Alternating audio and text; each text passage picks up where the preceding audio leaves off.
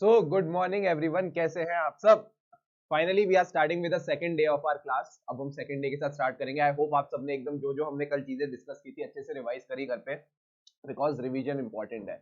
हम इतनी मेहनत करेंगे, 2-2 घंटे 2.5-2.5 घंटे एकदम बढ़िया मेहनत करेंगे, अगर आप रिवाइज नहीं करोगे तो वो चीजें वापस कैसे रिटेन होंगी। एंड रिवीजन में कम मेहनत लगती है यार, फर्स्ट टाइम पढ़ने में बस थोड़ी सी मेहनत लगती है, वो हम साथ में कर ही रहे हैं। बस रिवीजन आपको थोड़ा थोड़ा साथ साथ करते चलना है, ताकि आपकी जो ये मेहनत है वो रंग लेके आए। तो कल हमने स्टार्ट किया था फर्स्ट शेड्यूल के साथ, और फर्स्ट शेड्यूल में हमने पार्ट 1 डिस्कस किया था। पार्ट 1 में मैंने आपको एक बात बताई थी। क्या बात बताई थी? कि एक chartered accountant in practice guilty हो जाता है ऑफ प्रोफेशनल मिसकंडक्ट। तो हमने बात करी थी पार्ट 1 में चार्टर्ड अकाउंटेंट इन प्रैक्टिस की। मैंने ये भी बताया था कि पार्ट 2 में बात होगी चार्टर्ड अकाउंटेंट जो सर्विस में है, और पार्ट 3 में बात होगी किसकी सर? पार्ट 3 में बात होगी उस चार्टर्ड अकाउंटेंट की जो चाहे सर्विस में हो चाहे प्रैक्टिस में हो, फर्क नहीं पड़ता। दोनों केसेस में वो मिसकंडक्ट में आएगा, कुछ ऐसे कंडीशंस हैं। एंड लास्ट पार्ट है, लास्ट पार्ट 4 है, उसमें हम अदर मिसकंडक्ट की बात करेंगे। क्लॉज 1 और क्लॉज 12 हमने डिस्कस किए थे, दोनों भाई भाई क्लॉज में, एक जैसे क्लॉजेज है दोनों, ठीक है। तो क्लॉज 1 किसकी बात करता है? क्लॉज 1 बोलता है कि एक chartered accountant in practice guilty हो जाएगा of professional misconduct if he allows, मैंने कहा अलाउ क्या?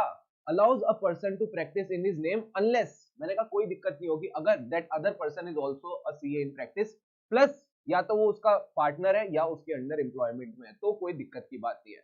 क्लॉज 12 ने बात बोली, क्लॉज 12 ने बोला कि हम सिर्फ उसी बंदे को उसके नाम में साइन करने देंगे या उसके फर्म के नाम में साइन करने देंगे जो एक तो साथ साथ मेंबर इन प्रैक्टिस तो होना ही चाहिए, प्लस उसका पार्टनर होना चाहिए। याद रहे, साइनिंग अथॉरिटी सिर्फ और सिर्फ member in practice plus partner को अलाउड है, यहाँ पे एम्प्लॉय को अलाउड नहीं है। तो यहाँ हमने क्लॉज 1 और क्लॉज 12 डिस्कस करे थे। क्लॉज 12 में मैंने आपको एक बात और बताई थी। क्या बात बताई थी? जो रूटीन मैटर्स होते हैं, जो एडमिनिस्ट्रेटिव मैटर्स होते हैं, क्लाइंट से डॉक्यूमेंटेशन लेना, उसकी एक्नॉलेजमेंट देना, memorandum of cash verification, draft financial statements, इन पे हमें पार्टनर को इन्वॉल्व करने की जरूरत नहीं है। इनके काम तो हम खुद भी संभाल सकते हैं, राइट। तो ये सारे कामों में हमें किसी भी पार्टनर को परेशान करने की जरूरत नहीं है। प्लस एक बात और मैंने आपको बताई थी, जो रूटीन टैक्स मैटर्स में रिप्रेजेंटेशन होती है, जिसके लिए मैंने आपको एक सेक्शन बताया था। सेक्शन क्या था? 288 ऑफ इनकम टैक्स एक्ट 1961। उसको ध्यान में रखते हुए ये काम को भी आप डेलीगेट कर सकते हो, ठीक है। तो इस तरह से हमने क्लॉज 1 और 12 पढ़े थे। आओ तुमको मैं क्लॉज 12 पढ़ाऊं। तो clause 12 of part 1 of first schedule कहता है अ सीए इन प्रैक्टिस। ये जो मैं लाइन बोलता हूं ना, तुम भी मेरे साथ साथ बोला करो, मजा आ जाएगा और सुबह सुबह सुबह सुबह सुबह एनर्जी आ जाएगी। तो मैंने कहा क्लॉज 2 क्या कहता है सर? क्लॉज 2 कहता है CA in practice shall be deemed to be guilty of professional misconduct if he क्या सर? इफ ही पेज और अलाउज।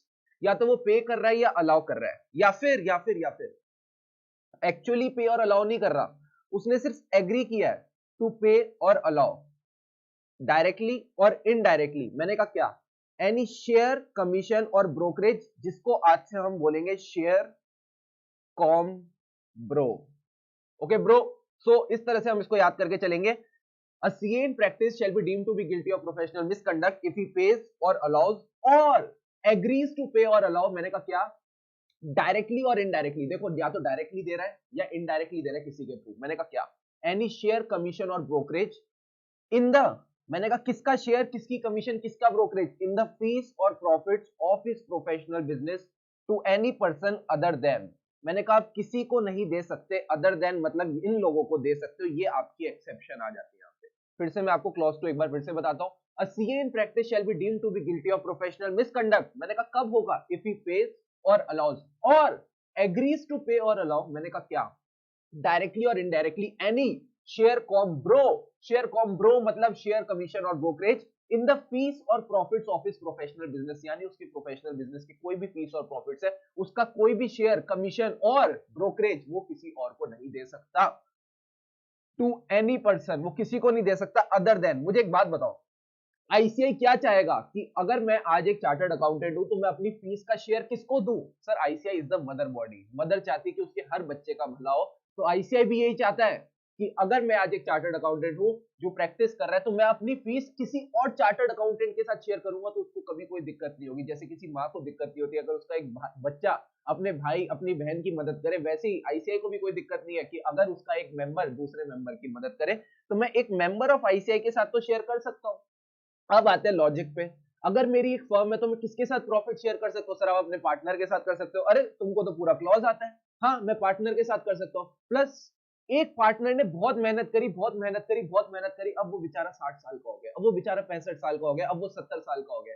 क्या उसको अभी भी काम करना चाहिए? सर उसको अब काम नहीं करना चाहिए, उसने पार्टनरशिप फर्म को एक गुडविल बना के दी है, अब उसको रिटायर हो जाना चाहिए। बट क्या रिटायरमेंट के बाद मेरा हक नहीं बनता कि मैं उसका ख्याल रखूं? सर आपका हक बनता है, आप उसका ख्याल रखो। तो मैंने कहा रिटायर्ड पार्टनर के साथ भी मैं कमीशन शेयर कर सकता हूं। सर एक तो पार्टनर है जो अभी है, एक चला गया मतलब रिटायर हो गया, एक तो चला ही गया। सर चला गया मतलब डिसीज पार्टनर। तो सर डिसीज पार्टनर को कुछ पैसा भिजवाने का अभी तक सरकार कोई स्कीम लेके आई नहीं है। मतलब अगर मैं यूपीआई करता हूं तो वो इसी ऐसे बंदे के पास जाता है जिसके पास बैंक अकाउंट होता है। जो बंदा डिसीज हो गया उसके बैंक अकाउंट का कुछ पता ही नहीं, कैसे उस तक पैसा पहुंचा है? तो सर उसका ना एक लीगल रिप्रेजेंटेटिव जरूर होगा इस दुनिया में, उसको हम शेयर कमीशन और ब्रोकरेज दे सकते हैं। Plus member of any other professional body or with such other persons having such qualifications as may be prescribed। इन्होंने एक बात बोली कि आप ये जो शेयर कमीशन और ब्रोकरेज है, जिसको हम आज से प्यार से बोलेंगे शेयर कॉम ब्रो। सर ये शेयर कमीशन ब्रोकरेज किसका था? मैंने कहा प्रॉफिट्स और fees in the professional business, यानी उसकी प्रोफेशनल बिजनेस की जो भी प्रॉफिट्स है, जो भी फीस है, उसका शेयर कमीशन और ब्रोकरेज हम शेयर कर सकते हैं। बट एक बात बताओ किसके साथ शेयर कर सकते हैं? मैंने कहा पहले तो मेंबर ऑफ आईसीआई, क्योंकि मदर बॉडी चाहती है उसके हर मेंबर का भला हो। मैंने कहा दूसरा हमारा पार्टनर, तीसरा पार्टनर पहले था यानी रिटायर्ड पार्टनर, एंड चौथा वो पार्टनर दुनिया में नहीं है तो उसके लीगल रिप्रेजेंटेटिव के साथ, यानी legal representative or deceased partner. And last case हम बोल रहे हैं member of any other professional body or a person having such prescribed qualification, यानी इसकी अभी बात होगी। मैं बताऊंगा तुमको कौन कौन से ऐसे लोग हैं जिनके साथ शेयर कर सकते हैं। फॉर सर ये शेयरिंग क्यों अलाउड है? For the purpose of rendering such professional services from time to time in और आउटसाइड इंडिया। इन्होंने एक बात बोली कि ये जो प्रोविजन है, ये जो क्लॉज है, ये सिर्फ इंडिया में नहीं, इंडिया के बाहर भी लागू है। चाहे आप इंडिया में प्रोफेशनल सर्विसेज दो या इंडिया के बाहर प्रोफेशनल सर्विसेज दो, आप कहीं भी किसी के साथ शेयर कॉम ब्रो नहीं दे सकते। तो शेयर कॉम ब्रो मतलब शेयर कमीशन और ब्रोकरेज। तो सारे बच्चे मेरे साथ बोलेंगे जय माता दी। क्लॉज टू ने क्या बोला सर? क्लॉज टू ने बोला, clause two of part 1 of first schedule ने बोला a CA in practice shall be deemed to be guilty of provisional misconduct if he pays or allows और agrees to pay or allow। मैंने कहा क्या? Directly और indirectly any share com bro मतलब share commission brokerage. आप चाहो तो ये चीज लिख भी सकते हो इन द, मैंने कहा किसका शेयर, किसकी कमीशन, किसकी ब्रोकरेज, इन द फीस और profits of professional business to any person other than. मैंने कहा किस किस को दे सकते हैं? मेंबर ऑफ आईसीआई, ठीक है सर, मेंबर ऑफ आईसीआई को दे सकते हैं। दूसरा पार्टनर, रिटायर्ड पार्टनर और legal representative of deceased partner or a person having membership of professional body or prescribed qualification. किस पर्पस के लिए? मैंने कहा for the purpose of rendering professional services in India or outside India. तो इन्होंने यही बात बोली। अब आती है बात क्या सर, आपने बोला था कि कुछ ऐसे मेंबर्स होंगे जिनकी मेंबरशिप होगी ऑफ प्रोफेशनल बॉडीज या फिर उनके पास प्रिस्क्राइब्ड क्वालिफिकेशन होगी। मैंने कहा बिल्कुल सही।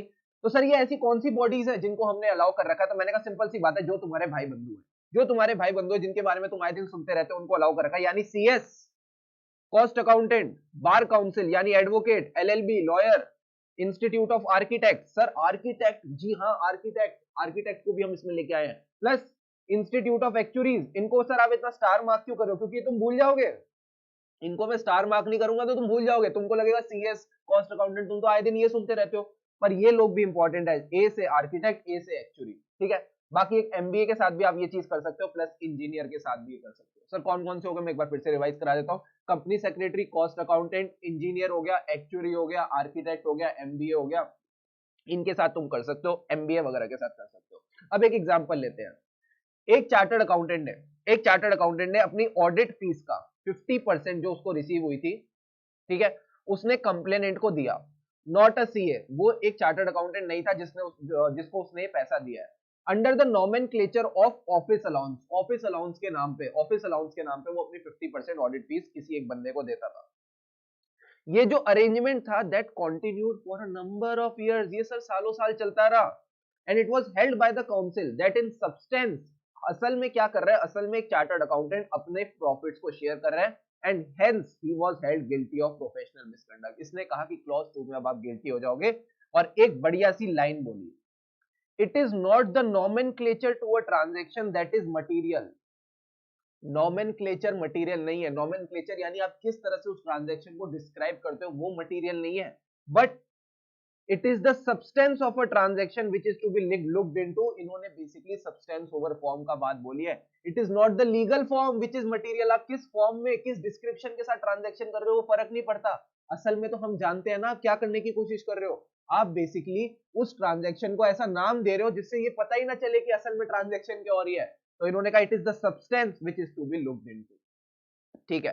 अब एक और चीज, एक चार्टर्ड अकाउंटेंट ने अपने प्रॉफिट्स का परसेंटेज क्या करा, उसने आर्टिकल को दिया as a stipend, then also it is not allowed even if the financial condition is week.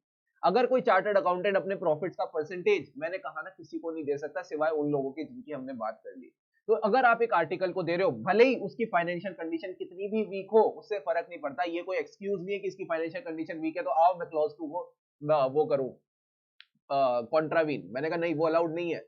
तो अगर आपने किसी आर्टिकल को स्टाइपेंड के फॉर्म में आपने अपना प्रॉफिट्स और का परसेंटेज दिया तो वो भी डिसअलाउड होगा। अब आते हैं एक स्पेशल केस की बात करते हैं। सर अगर एक चार्टर्ड अकाउंटेंट की डेथ हो जाती है तो क्या जो उसकी फर्म का नाम है तो क्या वो हम उसको सेल कर सकते हैं? मैंने कहा हाँ कर सकते हैं, कोई दिक्कत की बात नहीं है। अगर बात की जाए पार्टनरशिप फर्म की, तो पार्टनरशिप फर्म में अगर मान लो 3-4 पार्टनर है, ठीक है, तो जो 3-4 पार्टनर में से एक पार्टनर ऊपर चला गया, उसका कोई ना कोई लीगल रिप्रेजेंटेटिव होगा सर, होगा।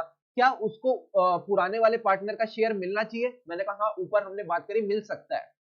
मैंने कहा ये तभी मिलेगा, he will continue to receive the share only if the deed provides for it। Sir deed का मतलब है पार्टनरशिप डीड। अगर पार्टनरशिप डीड कहती है ओके है तो मैंने कहा ओके है, अगर पार्टनरशिप डीड प्रोवाइड ही नहीं करती तो उसको कोई शेयर नहीं मिलेगा। अब आती है बात क्या, सोल प्रोप्राइटरशिप फर्म की। सोल प्रोप्राइटरशिप फर्म में क्या होता है? मैंने कहा सोल प्रोप्राइटरशिप फर्म में मान लो मिस्टर एक्स है, मिस्टर एक्स बहुत बढ़िया काम करते थे। अब मिस्टर एक्स ने अपनी पूरी फर्म बनाई, कम से कम 30-40 साल 50 साल बढ़िया मेहनत करके एज ए चार्टर्ड अकाउंटेंट उन्होंने अपनी फर्म सेटअप करी थी और बढ़िया मेहनत करके उसको एकदम बढ़िया नाम पे ले गए थे। उसके बाद मिस्टर एक्स चले गए। अब सोल प्रोप्राइटर होने के नाते अब मिस्टर एक्स के अलावा तो कोई देख ही नहीं रहा था फर्म को। अब मिस्टर एक्स के जाने बाद क्या मिसेज एक्स इस फर्म के नाम को आगे जाके सेल कर सकती है? यानी इसकी जो गुडविल है, जो नाम इन्होंने बनाया है, क्या इसको आगे किसी और चार्टर्ड अकाउंटेंट को दे सकती है? तो उन्होंने कहा दे सकती हैं, बट जिसको भी मिलेगी, मान लेते हैं मिस्टर वाई ने खरीदा, ठीक है, सीए वाई ले लेते हैं इसका नाम, सीए वाई ने इस नाम को खरीदा। क्या सीए वाई ने जिसने नाम को खरीदा है, मिसेज एक्स जिसने सेल किया है, ये दोनों क्या प्रॉफिट शेयर कर सकते हैं? जल्दी बताओ, क्या ये दोनों प्रॉफिट शेयर कर सकते हैं? तो इन्होंने बात बोली नहीं, no sharing of fees between the legal representative and purchaser of goodwill on death of sole proprietor. Plus क्या ये जो सीए वाई है इसको इंस्टॉलमेंट में पेमेंट दे सकता है? क्योंकि तो भारी अमाउंट मांगेगी, ये बेचारा एक दिन में कैसे लाएगा? चार्टर्ड अकाउंटेंट है, ये तो सारा काम व्हाइट में करता है। हाँ सर बिल्कुल सही बात है। तो मैंने कहा payments in instalment allowed if the agreement allows. अगर एग्रीमेंट अलाउ करेगा तो ये इंस्टॉलमेंट में पेमेंट कर सकता है, बट इनके बीच में कोई शेयरिंग ऑफ फीस नहीं होगी। और ये गुडविल तभी ट्रांसफर हो सकती है जब ये जो सेल है that is completed with in 1 year of death, यानी जिस दिन मिस्टर एक्स गए उसके 1 साल के अंदर अंदर ये ट्रांजैक्शन कंप्लीट हो जानी चाहिए थी। यानी 1 ईयर के अंदर अंदर आपने ये ट्रांजैक्शन कंप्लीट कर लिया। ठीक है सर, बात समझ आ गई। अब आती है मजे की बात। मिस्टर एक्स के थे 2 लीगल रिप्रेजेंटेटिव, बेसिकली 2 लोग थे जो कह रहे थे मैं भी लीगल रिप्रेजेंटेटिव हूं, मैं भी लीगल रिप्रेजेंटेटिव हूं, ए और बी। ए और बी में डिस्प्यूट चल रहा था कि कौन लीगल रिप्रेजेंटेटिव है। तो मैंने कहा अगर इस तरह का डिस्प्यूट चल रहा है तो आपको आईसीआई को इन्फॉर्म करना पड़ेगा 1 ईयर अबाउट द डिस्प्यूट, यानी विद इन 1 ईयर आपको आईसीआई को बताना पड़ेगा कि क्या डिस्प्यूट चल रहा है। प्लस ये जो नेम है ना फर्म का, it will be preserve for 1 year from the date of dispute settlement, यानी जिस दिन पता चल गया कि एक्चुअल में लीगल हियर ए है या बी है, मैंने कहा उस दिन से 1 साल के अंदर अंदर आपको ये सेलिंग करनी पड़ेगी, क्योंकि 1 साल के अंदर अंदर ही सेलिंग करनी पड़ेगी, क्योंकि 1 साल तक ही ये नाम जो है प्रिजर्व करके रख सकते हैं। आओ उसका एग्जांपल बताऊं। मिस्टर कुरैशी एक chartered accountant in practice, he died in a road accident, वो रोड एक्सीडेंट में चले गए। His widow proposes to sell the practice of husband to Mr. परदेशी। परदेशी जाना नहीं, कुरैशी तो चले गए, तो इन्होंने बोला कुरैशी एक चार्टर्ड अकाउंटेंट इन प्रैक्टिस थे, मस्त गाड़ी चला रहे थे रोड पे और बेचारे एक्सीडेंट में फंस गए। तो उनकी जो विडो है, जो उनकी वाइफ है, वो सेल करना चाहती है अपनी प्रैक्टिस कुरैशी जी की, किनको? परदेसी जी को। तो सर परदेसी जी को बेचना चाहती है 5 लाख रुपए में। इस प्राइस में उन्होंने इंक्लूड किया right to use the firm name Qureshi and associates. क्या ये सर ये गुडविल बेची जा रही है? मिस्टर कुरैशी जी ने सालों साल मेहनत करी और उनकी वाइफ, उनकी जो फर्म का जो नाम था, जो मेहनत थी, उसको आगे सेल कर रही है, कर सकती है, आईसीआई ने भी अलाउ किया। Can the widow of Qureshi sell the practice? Yes, बिल्कुल बेच सकती है। Can mister Pardeshi continue to practice in that name as a proprietor? Yes, कर सकते हैं, पर कौन सा क्लॉज आएगा? सर आईसीआई का जब आंसर लिखते हो ना, तो मैंने कहा आप शेफ बनने वाले हो, अब आप शेफ बनने वाले हो तो आपको समझना पड़ेगा एक परफेक्ट डिश, जो एक परफेक्ट डिश होती है उसमें आपने क्या क्या तड़के लगाने हैं। तो सबसे पहले तड़का लगेगा क्लॉज 2 का, जो हमने अभी अभी पढ़ा। क्लॉज 2 का मतलब C in practice shall be deemed to be guilty of professional misconduct. Sir कब? इफ ही पेज और अलाउज और एग्रीज टू पे और अलाउ, मैंने कहा क्या? डायरेक्टली और इनडायरेक्टली, यानी शेयर कॉम्ब्रो, शेयर कॉम्ब्रो मतलब शेयर कमीशन और ब्रोकरेज, मैंने कहा किसमें? इन द फीस और profits of his professional business to any person, किसी को नहीं दे सकते other than a member of ICI, plus हमारा खुद का पार्टनर या रिटायर्ड पार्टनर और legal representative of a deceased partner, इनको हम दे सकते हैं। और किसको दे सकते हैं? और किसको दे सकते हैं? Person having membership of a professional body or prescribed qualification for the purpose of rendering professional services in और आउटसाइड इंडिया। तो इन्होंने कहा क्लॉज 2 कहता है काउंसिल ऑफ आईसीआई ने कंसीडर किया whether the goodwill of proprietary concern of a CA can be sold to another member who is otherwise eligible after the death of proprietor. It lays down that the sale is permitted subject to certain conditions. कुछ condition को अगर ध्यान में रखें तो उसके अलावा sale permitted है। It further resolved that the legal heir has to obtain permission of council within a year of the death of proprietor concerned। आपने एक साल के अंदर अंदर काउंसिल की परमिशन से इसको सेल करना है। कंक्लूजन कहता है thus in the given case widow of Mr. Qureshi was proposed to sell the practice is in effect proposing the sale of goodwill। in effect तो ये sale of goodwill है, plus thus the act of Mrs. Qureshi is permissible, यहाँ पे कोई दिक्कत नहीं, हम इसको परमिशन देते हैं। plus Mr. Pardeshi can continue to practice in the name as a proprietor। Mr. Pardeshi continue कर सकते हैं। क्या क्लॉज 2 क्लियर है? सारे बच्चे बताएंगे क्या क्लॉज 2 क्लियर है तुमको? एकदम मस्त अच्छे से समझ आ गया clause 2? This is all about clause 2। इतना प्यारा क्लॉज 2 है, इसमें कोई मजेदार और ज्यादा बात नहीं है, जितनी बातें थी अपन ने सारी कर ली। ठीक है, this is all about clause 2। हमने क्लॉज 2 अच्छे से कवर कर लिया है। Good morning everyone, good morning, good morning, good morning, good morning. कैसे हैं आप सब? आई होप सब बढ़िया चल रहा है। यस सर, यस सर, एकदम मस्त। ठीक है, तो अपन अब क्लॉज 3 की तरफ आगे बढ़ते हैं। क्या बात है, क्या बात है, क्या बात है, क्या बात है। Yes sir, yes sir, yes. अब आती है बात क्लॉज 3 की। क्लॉज 2 ने क्या कहा था? सर क्लॉज 2 ने कहा था कि अपनी जो फीस आए, अपने जो रिम्यूनरेशन आए, उसका परसेंटेज किसी को नहीं देना। क्लॉज 3 ने कहा लेना भी मत। जब तुम दे नहीं रहे ना तो तुम लेना भी मत। देखो सिंपल सी बात है, क्लॉज 1 ने क्या बोला था, क्लॉज 12 ने क्या बोला था, हमने रिलेट किया। अब ऐसी क्लॉज 2 और क्लॉज 3 को रिलेट करके चल रहा है। क्लॉज 2 ने क्या बोला? किसी को अपना शेयर और कमीशन मत देना, जो भी तुम प्रॉफिट्स और फीस ले रहे हो। क्लॉज 3 ने कहा जब देते नहीं हो ना तो लेने की भी सोचना मत। तो क्लॉज 3 ने बोला CA in practice shall be deemed to be guilty of professional misconduct if he accepts और एग्रीज टू एक्सेप्ट। मैंने कहा क्या क्या क्या? accepts or agrees to accept any part of profits of professional work of a person who is not a member of ICI। अगर कोई member of ICI नहीं है तो उस बेचारे के जो प्रोफेशनल वर्क के प्रॉफिट्स होंगे उसका कोई भी पार्ट, यहाँ पे शेयर कॉम्ब्रो लिखा ही नहीं, उन्होंने बोला कोई भी पार्ट, कुछ भी हिस्सा तुम नहीं मांग सकते। तो इन्होंने कहा एक्सेप्ट्स और एग्रीज टू एक्सेप्ट। मैंने कहा क्या? Any part of profits of the professional work of a person who is not the member of ICI provided मतलब प्रोविजो, यानी हमें एक एक्सेप्शन मिलेगी that nothing herein contained shall be construed as prohibiting a member from entering into a profit sharing or other similar arrangement, including receiving any share combro in the fees with the member of such professional body or other person having qualification as referred to in item 2 of this part। यानी जो हमने clause 2 में allow कर दिया, item 2 मतलब clause 2 की बात हो रही है, जो हमने क्लॉज 2 में अलाउ कर दिया, जिनको आप दे सकते हो उनसे आप ले भी सकते हो। यानी मैं एक आर्किटेक्ट के जो फीस है उसका एक परसेंटेज ले सकता हूं, मैं एक्चुअरी की फीस का एक परसेंटेज ले सकता हूं, मैं एमबीए की फीस का एक परसेंटेज ले सकता हूं, सीएस हो गया, कॉस्ट अकाउंटेंट हो गया, इनकी फीस का परसेंटेज ले सकता हूं। अब आता है एक special point, referral fees among the members. It is not prohibited for a member in practice to charge referral fees, being the fees obtained by a member in practice from another member in practice in relation to referring a client to it। यानी mister x एक नए नए chartered accountant बने हैं, mister Y ने अपने कुछ clients को मिस्टर एक्स को रेफर किया। अब मिस्टर एक्स के पास काम आया, मिस्टर एक्स ने पैसे कमाए, तो क्या मिस्टर एक्स जो है वो मिस्टर वाई को, जिन्होंने उनको काम दिया है, क्या उनको रेफरल फीस दे सकते हैं? हाँ, उनको रेफरल फीस दे सकते हैं, उसमें कोई दिक्कत की बात नहीं है। तो इसको स्टार मार्क कर लो कि रेफरल फीस देने में कोई दिक्कत की बात नहीं है। एक चार्टर्ड अकाउंटेंट दूसरे चार्टर्ड अकाउंटेंट का भला कर सकता है। इस पूरे प्रोफेशनल एथिक्स में कई सारे ऐसे प्रोविजन हैं जहां पे आपको ये लगेगा कि चार्टर्ड अकाउंटेंट तो दोनों भाई भाई होते हैं, दोनों भाई एक दूसरे की बढ़िया मदद कर सकते हैं और बढ़िया तरीके से आगे बढ़ सकते हैं। अब आता है एक बढ़िया क्वेश्चन जो आईसीआई के हमारा जो क्वेश्चन बैंक है उसमें भी आपको मिलेगा। अगर मैंने एक रजिस्टर्ड वैल्यूअर को कोई असाइनमेंट दिया है, मैंने रजिस्टर्ड वैल्यूअर को कोई एक वैल्यूएशन असाइनमेंट दिया है और मैं उससे कमीशन एक्सेप्ट करता हूं, तो सर क्या मैं गिल्टी हो जाऊंगा? हाँ, मैं गिल्टी हो जाऊंगा। क्यों? क्योंकि वैल्यूअर जैसी कोई भी चीज हमने अभी क्लॉज 2 में नहीं पढ़ी थी। क्लॉज 2 में हमने वैल्यूअर कहीं नहीं पढ़ा था। चाहो तो मैं उनको दिखा भी दे देता हूं। अगर ये प्रोफेशनल बॉडीज की हम डिस्कशन कर रहे थे, तो इसमें कंपनी सेक्रेटरी है, कॉस्ट अकाउंटेंट है, एलएलबी वाले आ गए, एडवोकेट आ गए, आर्किटेक्ट आ गए, एक्चुअरी आ गए, इंजीनियर आ गए, एमबीए भी आ गए, बट कहीं भी हमने वैल्यूएशन की बात नहीं करी, रजिस्टर्ड वैल्यूअर की बात नहीं करी। तो अगर आप रजिस्टर्ड वैल्यूअर से कमीशन एक्सेप्ट करते हो for referring a valuation assignment, तो आप गिल्टी हो जाओगे। बट अब आता है मेरे आपसे एक क्वेश्चन कि अगर ये रजिस्टर्ड वैल्यूअर खुद भी एक चार्टर्ड अकाउंटेंट इन प्रैक्टिस है, अगर ये रजिस्टर्ड वैल्यूअर खुद भी एक चार्टर्ड अकाउंटेंट इन प्रैक्टिस है, तो क्या हम गिल्टी होंगे? अगर ये रजिस्टर्ड वैल्यूअर खुद भी एक चार्टर्ड अकाउंटेंट इन प्रैक्टिस है और मैंने इसको एक वैल्यूएशन असाइनमेंट दिया और इसने मुझे एक परसेंटेज दे दिया उसका, तो क्या हम गिल्टी होंगे? ये मुझे बताओ आप।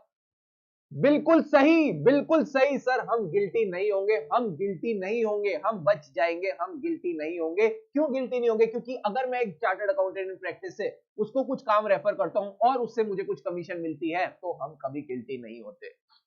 तो अभी तक हमने कौन कौन से क्लॉज करे? सबसे पहले करा क्लॉज 1। क्लॉज 1 ने कहा अगर आप चार्टर्ड अकाउंटेंट इन प्रैक्टिस हो तो आप गिल्टी हो जाओगे प्रोफेशनल मिसकंडक्ट। अगर आप अलाउ करते हो, क्या मैंने कहा, to any person to practice in his name, आपने किसी भी पर्सन को अलाउ कर दिया to practice in his name. अगर आप किसी भी पर्सन को अलाउ करते हो to practice in his name, who is not, मैंने कहा हु इज नॉट क्या, other than a person who is not a CA in practice, और या तो वो आपके साथ पार्टनरशिप और एम्प्लॉयमेंट में नहीं है, तो आप गिल्टी हो जाओगे। प्लस क्लॉज 12 ने क्या बोला? क्लॉज 12 ने बोला आप as a chartered accountant in practice guilty हो जाते हो professional misconduct if you allow any person who is not a member of ICI or who is not your partner to sign. मैंने कहा साइन क्या?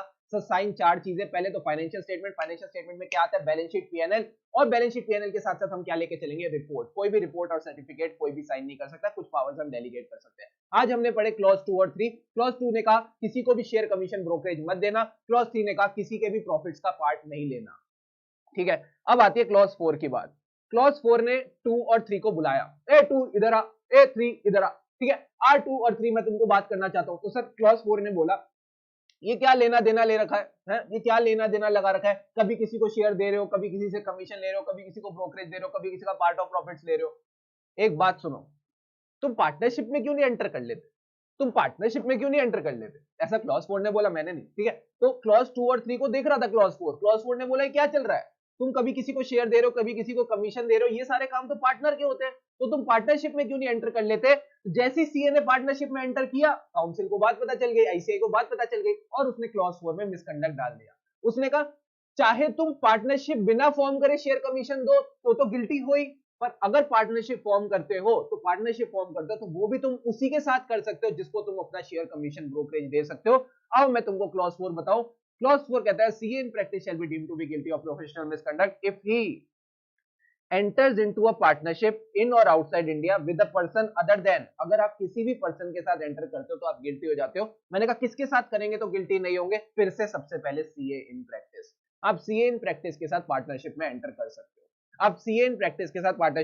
सकते हो, और such other person who is a member of any other professional body having such qualification as may be prescribed। मैंने कहा इसका क्या मतलब है? जो हम ऑलरेडी डिस्कस कर चुके हैं, कॉस्ट अकाउंटेंट, कंपनी सेक्रेटरी, इनके साथ अगर आप कोई काम शेयरिंग करते हो, अगर इनके साथ पार्टनरशिप पे आते हो तो कोई दिक्कत की बात नहीं है। प्लस ये है मजेदार पॉइंट, ठीक है, ये है मजेदार पॉइंट। इसका हम क्या लगाएंगे सर? इसका हम लगाएंगे प्यारा सा रट्टा।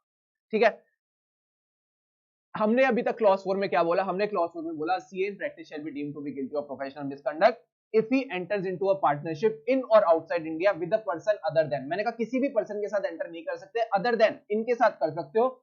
CA in practice or a person having membership of a professional body having such qualification as may be prescribed including a resident who but for his residence abroad. मेरे साथ नहीं एक्शन करना, including a resident who but for his residence abroad would be entitled to be registered as a member under section 415। फिर से मेरे साथ बोला, under section 415। फिर से मेरे साथ बोलो, including a resident who but for his residence abroad। अगर ये कोई बच्चा नहीं कर रहा होगा तो फिर उसको आएगा ही नहीं, मैं पहले ही बोल रहा हूं तुमको ये करना पड़ेगा। यार देखो, मैं तुमको छोटी छोटी बातें बोलूंगा, उतना नहीं करोगे तो फिर मजा कैसे आएगा, है ना। अभी अपने को सीए फाइनल क्लियर करना है तो ऐसे छोटी छोटी प्यारी प्यारी बातें करनी पड़ेगी, और जब तक बच्चे नहीं बनोगे ना तो बच्चे की तरह सीखोगे नहीं। कैसे तुम्हारे 10 में से 10 आते थे, 10 में से 9 आते थे, हमने ना वो बच्चागिरी छोड़ दी। अब हम एकदम ना ऐसे एकदम बिल्कुल स्ट्रिक्ट हो गए हैं। तो अगर हमें अब 100 में से 90 लाने, 80 लाने, तो वापस बच्चा बनना पड़ेगा। हाँ सर बनना पड़ेगा, तो वापस मेरे साथ बच्चे बनो और मेरे साथ बोलो, including a resident who but for his residence abroad would be entitled, sir, entitled to be registered as a member under section 415, under section 415, मेरे साथ साथ एक्शन करो तभी तुमको याद होगा, ठीक है। including a resident who but for his residence abroad would be entitled to be registered as a member under section 415 or whose qualifications are recognized by central government or council for the purpose of permitting such partnerships। उसकी जो qualification है उसको recognise कर रखा है, मैंने कहा किसने, या तो सेंट्रल गवर्नमेंट ने या काउंसिल ने, दोनों सीसी लोग हैं, ठीक है। एक तो सेंट्रल गवर्नमेंट और काउंसिल ने, for the purpose of permitting such partnership. मैं क्लॉज 4 एक बार तुमको लास्ट बार अच्छे से बता देता हूं, ध्यान से सुनना। क्लॉज 4 ने बोला, clause 4 of part 1 of first schedule ने बोला, a CA in practice shall be deemed to be guilty of professional misconduct if he enters, sir partnership में एंटर करने पे ही रोक रहा है, कह रहा है एंटर ही मत करो, enters into a partnership in और आउटसाइड इंडिया। यहाँ पे इन इंडिया भी है, आउटसाइड इंडिया भी है। क्लॉज 2 में भी यही था, क्लॉज 2 में भी यही था, मैंने लास्ट लाइन में ही बोला था, for the purpose of rendering professional services in और आउटसाइड इंडिया। याद आया, याद आया, याद आया, यस सर याद आ गया, याद आ गया, याद आ गया। मैंने कहा वही चीज यहाँ पे भी है। इन्होंने बोला पार्टनरशिप भी अगर एंटर करनी है, एंटर्स अ पार्टनरशिप इन और outside India with a person other then, सबसे पहले क्या आएगा, सीए इन प्रैक्टिस, इसके साथ तो कर सकते हैं, plus person having membership of professional body with prescribed qualification including आ गई वो हमारी line, including a resident who but for his residence abroad would be entitled to be registered as a member under section 415 or whose qualifications are recognized by C or C यानी central government और council for the purpose of permitting such partnership. आओ तुमको एक मजेदार example बताता हूं और इसके बाद हमारा क्लॉज 4 हो जाएगा। CA had engaged himself as a partner in 2 business firms, एक चार्टर्ड अकाउंटेंट 2 बिजनेस फर्म्स में पार्टनर था। मैंने कहा ठीक है, इसको कर लो ऐसे हाईलाइट, ठीक है। एंड मैनेजिंग डायरेक्टर था 2 कंपनीज में, ओ माय गॉड, प्लस साथ साथ होल्ड कर रहा था सर्टिफिकेट ऑफ प्रैक्टिस। मैंने कहा एक बात बताओ, पहले तो वो 2 बिजनेस फर्म में पार्टनर था, एक कंपनी का मैनेजिंग डायरेक्टर था। तुमको मैनेजिंग डायरेक्टर समझ आता है? हाँ सर समझ आता है। मैनेजिंग डायरेक्टर मतलब that person who is entrusted with substantial powers of management, यानी पूरी कंपनी उसके हाथों दी गई है, यानी पूरी कंपनी का ख्याल वो रखेगा। मैंने कहा बिल्कुल सही। प्लस 2 बिजनेस फर्म्स में वो पार्टनर है, यानी पार्टनर का मतलब भी यही होता है कि वो जो फर्म्स है उनको संभालेगा कौन, उनको संभालेगा कौन। Yes we are at clause 4, उनको संभालेगा कौन, उनको संभालेगा कौन। मैंने कहा जो बंदा पार्टनर है वही उन फर्म्स को संभालता है। एंड लास्ट चीज आ जाती है क्या, सर वो साथ में बंदा सर्टिफिकेट ऑफ प्रैक्टिस भी होल्ड कर रहा है। सर ये बंदा है या भगवान है, एक साथ इतने सारे हाथ, एक कंपनी को संभाल रहा है, एक फर्म को संभाल रहा है, एक और फर्म को संभाल रहा है, और एक सर्टिफिकेट ऑफ प्रैक्टिस भी संभाल रहा है। मैंने कहा इतने काम तो कोई नहीं कर सकता। तो सर यही बात है, यही बात है, ऐसा बंदा जो ऐसे ढेर सारे काम करता है इसको हम गिल्टी बोलते हैं, guilty under clause 4 and 11। Sir ये क्लॉज 11 क्या है? मैंने कहा देखो सिंपल सी बात है, एक बंदे ने जो पार्टनरशिप एंटर करी, इसने जो पार्टनरशिप एंटर करी है, इस वजह से ये क्लॉज 4 में गिल्टी हो गया। हाँ सर क्लॉज 4 ने तो यही बोला था कि पार्टनरशिप एंटर नहीं कर सकते। तो क्लॉज 11 क्या कहता है, क्लॉज 11 क्या कहता है, जल्दी बताएंगे सर। यस क्लॉज 11 क्या कहता है, क्लॉज 11 क्या कहता है, आओ तुमको क्लॉज 11 पढ़ा है। अब तुम इतना बोले जा रहे हो, परेशान कर रहे हो, मैं तुमको क्लॉज 5 कैसे पढ़ाऊं, क्लॉज 11 पहले पढ़ाना पड़ेगा। हाँ सर आप क्लॉज 11 ही पढ़ाओ। क्लॉज 11 कहाँ बैठा है तू, हे क्लॉज 11 कहाँ छुप के बैठा है तू, ये रहा क्लॉज 11। तो ठीक है, एक बार जब तक जितने भी क्लॉजेस करें ना उनको जल्दी से क्विकली रिवाइज कर लेते, समझ लेते सब क्लॉजेस में क्या क्या था। क्लॉज 1 ने बोला किसी को भी अलाउ नहीं करना अपने नाम में प्रैक्टिस करने के लिए अनलेस वो बंदा खुद भी एक चार्टर्ड अकाउंटेंट हो, प्लस या तो आपके साथ पार्टनरशिप में हो या आपका एम्प्लॉय हो। मैंने कहा क्लॉज 12 ने क्या बोला, सर 1 के बाद आपके 1 में ना 2 नहीं आना चाहिए, 12 आना चाहिए। भूल जाओ गिनती, जो पुरानी गिनती पड़ी उसको भूल जाओ, 1 के बाद दिमाग में आएगा 12। 12 ने एक बात बोली थी, आप किसी को भी नहीं अलाउ करोगे। सर आप किसी को भी अलाउ नहीं करोगे अपने नाम में प्रैक्टिस करने के लिए। मैंने कहा अपने या अपने फर्म के नाम में प्रैक्टिस करने के लिए, जब तक कि वो आपका या तो पार्टनर ना होगा, प्लस वो सीए इन प्रैक्टिस नहीं होगा। क्लॉज 2 ने क्या बोला, क्लॉज 2 ने बोला आप जो भी फीस और प्रॉफिट्स कमाते हो उसका शेयर कॉम ब्रो आप किसी को नहीं दे सकते। किसको दे सकते हो सर, आप एक मेंबर को दे सकते हो, एक मेंबर को दे सकते हो, प्लस और किसको दे सकते हो, मैंने कहा पार्टनर को दे सकते हो, रिटायर्ड पार्टनर को दे सकते हो, legal representative or deceased partner को दे सकते हो, और किसको दे सकते हो लास्ट में, person having membership of professional body plus prescribed qualification, आप उन लोगों को दे सकते हो। ठीक है, आप उन लोगों को दे सकते हो, उनको देने में कोई दिक्कत नहीं है। एंड क्लॉज 3 ने कहा जिनको दे नहीं सकते उनसे ले भी नहीं सकते, यानी a chartered accountant practice shall be deemed to be guilty of professional misconduct if he accepts any part of profits of any person other than those allowed in clause 2। अगर जो क्लॉज 2 वाले हैं तो उससे तो ले सकते हो, पर क्लॉज 2 के अलावा वाले हैं उनका आप कोई पार्ट ऑफ प्रॉफिट्स नहीं ले सकते हो प्रोफेशनल बिजनेस। और क्लॉज 4 ने बोला 2 और 3 क्या लेना देना लगा रखा है, क्या लेना देना रखा है, इनको चीजों को छोड़ो, इनको चीजों को छोड़ो, आप ये सारी चीजें छोड़ो, पार्टनरशिप में एंटर करो। पर क्लॉज 4 ने बोला पार्टनरशिप में भी एंटर नहीं कर सकते। मैंने कहा पार्टनरशिप में किसके साथ एंटर कर सकते हैं? सबसे पहले तो उसने बोला मेंबर इन प्रैक्टिस, आप मेंबर इन प्रैक्टिस के साथ पार्टनरशिप में एंटर कर सकते हो। दूसरी बात उसने बोली किसके साथ एंटर कर सकते हो? Member having membership of professional body with such prescribed qualification, आप उसके साथ कर सकते हो। तीसरी बात उसने बोली including a resident who but for his residence abroad would be entitled to be registered as a member, ठीक है, under this. And second last चीज उन्होंने बोली, a person having qualifications as prescribed by CNC. मैंने कहा कौन CNC? Central government और council for the purpose of permitting such partnerships. क्या तुमको सारे क्लॉज रिवाइज हो गए? यस सर, सारे क्लॉज रिवाइज हो गए। अब हम आए थे क्लॉज 11 पे, क्योंकि हमने एक एग्जांपल डिस्कस किया था जिसमें एक चार्टर्ड अकाउंटेंट सिर्फ पार्टनरशिप में नहीं था, वो एक बिजनेस पार्टनरशिप में था, प्लस वो एक कंपनी का एमडी था और साथ में उसने सर्टिफिकेट ऑफ प्रैक्टिस होल्ड कर रखा था। तो हमने कहा वो क्लॉज 4 में गिल्टी क्योंकि वो पार्टनरशिप में है। बट क्लॉज 11 क्यों आया? तो अब आते हैं क्लॉज 11 क्यों आया। क्लॉज 11 ने एक बात बोली, सर क्लॉज 11 ने याद कैसे रखेंगे? मैंने कहा देखो सिंपल सी बात है, एक बार अगर तुम सीए बन गए, एक बार अगर तुम सीए बन गए ना, तो एक और चीज मत करना। सर एक बार अगर तुम सीए बन गए ना, एक और चीज मत करना, पापा कहते थे। तो मैंने कहा सिंपल सी बात है, अगर आप एक बार चार्टर्ड अकाउंटेंट बन गए, अगर आप एक बार चार्टर्ड अकाउंटेंट बन गए तो आपने कोई और काम नहीं करना, आपने कोई और काम नहीं करना। तो सिंपल सी बात है, एक बार अगर आप चार्टर्ड अकाउंटेंट बन गए तो आप इसके साथ एक और कोई प्रोफेशन नहीं लोगे, एक और कोई ऑक्यूपेशन नहीं लोगे। इस तरह से आपने क्लॉज 11 याद रखना है। फिर से मेरे साथ सुन लो, अगर आप एक बार चार्टर्ड अकाउंटेंट बन गए तो आप एक और कोई प्रोफेशन नहीं लोगे, इसको बोलते हैं क्लॉज 11। तो क्लॉज 11 कहता है CA in practice shall be deemed to be guilty of professional misconduct if he engages in any business or occupation other than the profession of chartered accountant। अगर आप चार्टर्ड अकाउंटेंसी के profession के अलावा किसी और profession, किसी और business or occupation में एंगेज करते हो तो आप गिल्टी हो जाओगे, अनलेस आपने काउंसिल की परमिशन ले रखी है, unless you are permitted by the council so to engage. अगर काउंसिल ने परमिट कर रखा है तो कोई दिक्कत की बात ही नहीं है, बट अगर काउंसिल ने परमिट नहीं कर रखा तो आपके लिए दिक्कत की बात हो जाएगी। मैं नॉन प्रोफेशनल बिजनेस में इन्वेस्टमेंट कर सकता हूं क्या? चंदन देखो इसी की बात हो रही है, क्लॉज 11 की ही बात हो रही है कि क्या आप बिजनेस वगैरह कर सकते हो। तो सिंपल सी बात है, अगर नॉन प्रोफेशनल बिजनेस है उसमें इन्वेस्टमेंट करने की बात है तो आप इन्वेस्टमेंट तो किसी में भी कर सकते हो, बट वहां पे आप जाके बिजनेस नहीं कर सकते, यानी आप वहां के managing director, whole time director और बिजनेस नहीं कर सकते। इसको और डिटेल में भी हम पढ़ रहे हैं। engage in a business or occupation other than the profession of chartered accountancy। आप चार्टर्ड अकाउंटेंसी के अलावा कुछ नहीं करोगे, आप चार्टर्ड अकाउंटेंसी के अलावा कुछ नहीं करोगे। प्रांशुल ने कहा क्या टीचिंग इंक्लूडेड है? इतने क्यूरियोसिटी लाते कहां से हो तुम? तुम्हारा सवाल मेरा जवाब रेडी है, थोड़ा सा रुको तो सही।